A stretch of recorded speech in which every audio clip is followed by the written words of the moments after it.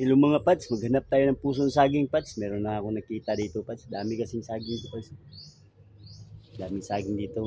Binabantayan ng aking papa. Yung lupa na to, ang aking papa may nagbantay. Yeah. May pusong saging kasi Simna Santa, Holy Week, Holy Santo, bawal kumain ng mga karne. Tapos bawal magsugba ng bulad. Bawal magkatay ng manok. Yun mga kasabihan sa mga tatanda.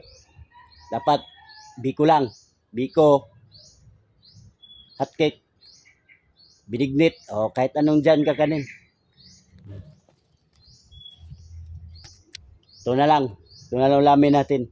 Puso. Puso ng saging. Diba? Sarap to. Sarap to pads. Puso ng saging. Kaya ingat mga pads. Bawal mag-content ng mga delikado. Kasi pag masugatan daw, yung sugat hindi nagagaling. Yun ang mga kasabihan ng matatanda. Pero ngayon parang new generation na tayo. Generation, parang binibaniwala na natin yung mga kasabihan. Pero sa akin, nandyan pa rin kasi old tayo eh. Mga kuwan tayo, centennial. Kaya ngayon mga millennial, sila, sa kanila na yan. Kasi millennial sila eh. Sa atin, iba din sa atin. Iba din sa atin mga ninuno natin. Iba mga pads.